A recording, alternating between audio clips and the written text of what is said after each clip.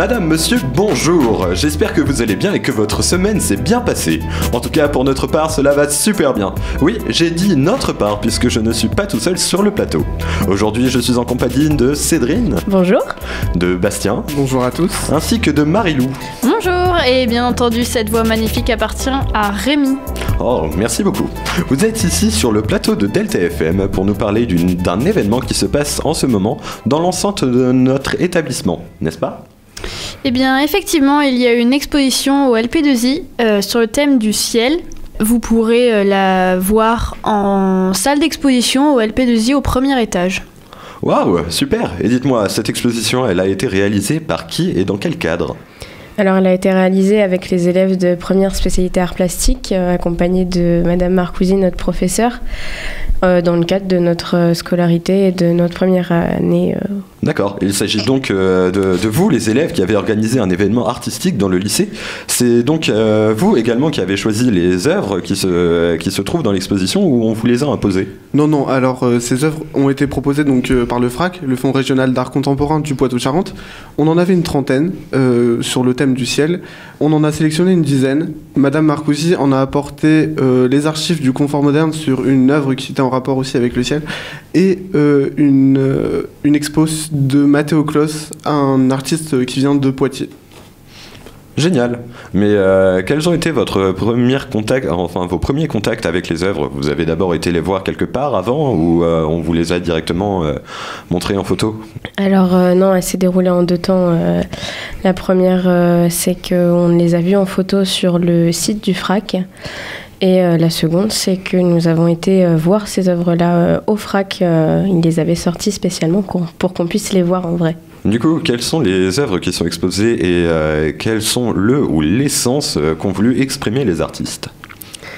Alors tout d'abord, on a Faisal Bagriche avec Épuration élective, qui est une œuvre qui date de 2004, donc une œuvre à support variable, c'est au commissaire d'exposition de choisir comment l'exposer. Nous avons décidé de l'exposer sur une pile de feuilles A4, donc vous pouvez repartir avec un morceau de l'œuvre. A3, pardon, excusez-moi. Aussi, épuration élective, c'est composé donc de deux mots, ou épuration qui est un mot assez négatif. Élective, élection, c'est choisir.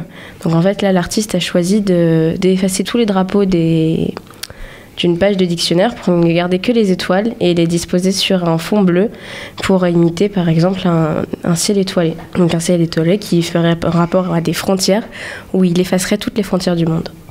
Ensuite, nous avons donc Matteo Kloss, l'artiste qui vient de Poitiers, avec son exposition qui s'appelle Météorique, qui date de 2017.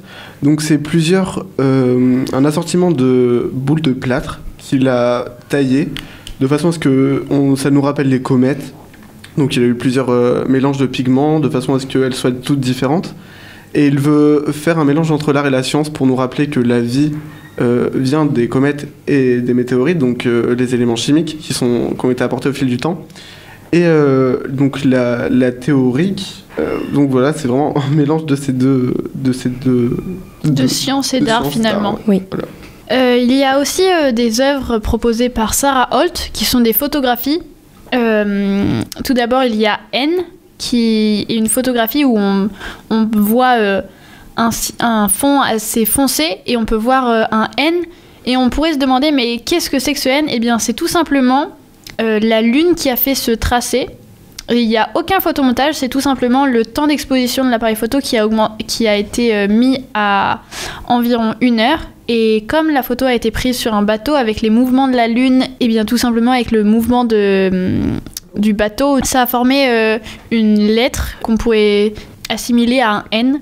Et on a également Virginia's Handwriting qui est similaire au N, mais qui ressemble plutôt à un électrocardiogramme qu'on pourrait comparer à des pulsations de la nuit. Tout à fait. Nous avons aussi Laouri Mohamed Bakir, qui est un artiste franco-algérien qui travaille beaucoup aussi sur une histoire de frontières et la géopolitique dans le monde. Donc là, c'est une photo de lui-même où il porte une pancarte avec le mot Homeland qui signifie patrie.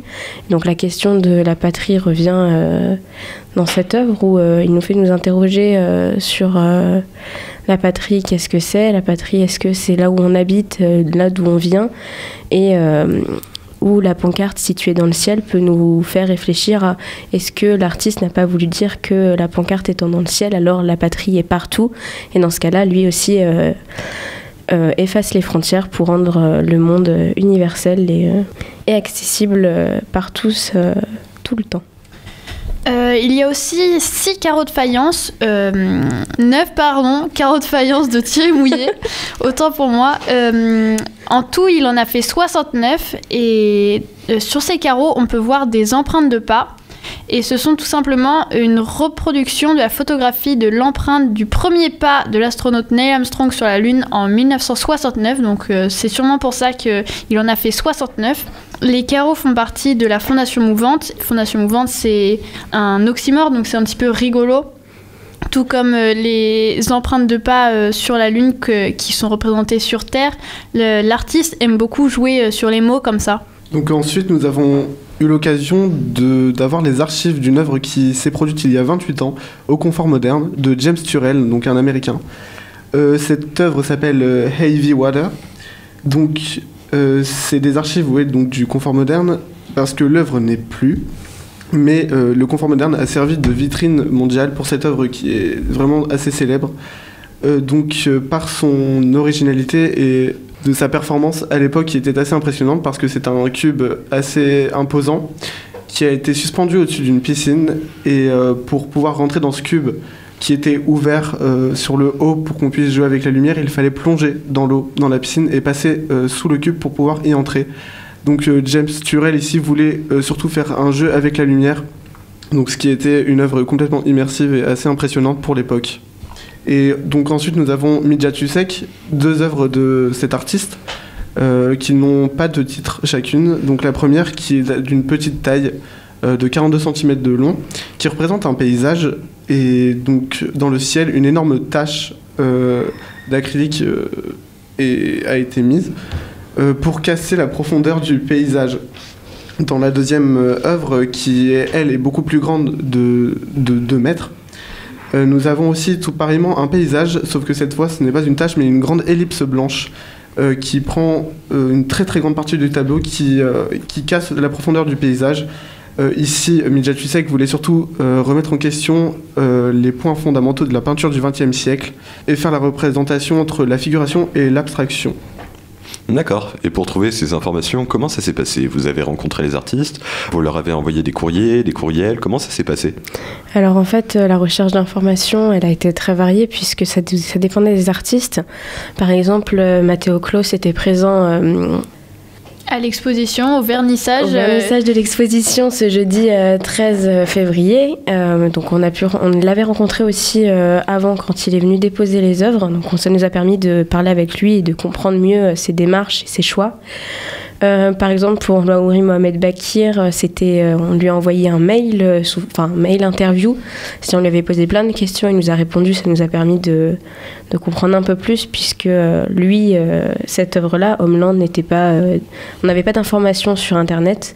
Et donc, pour les autres œuvres, c'était beaucoup de la recherche sur les sites officiels, sur les compréhensions de spécialistes sur les sites de musées, etc.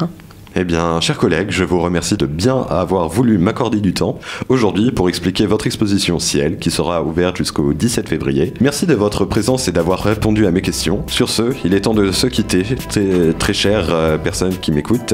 J'espère que vous passerez un excellent week-end et n'oubliez pas de regarder le ciel.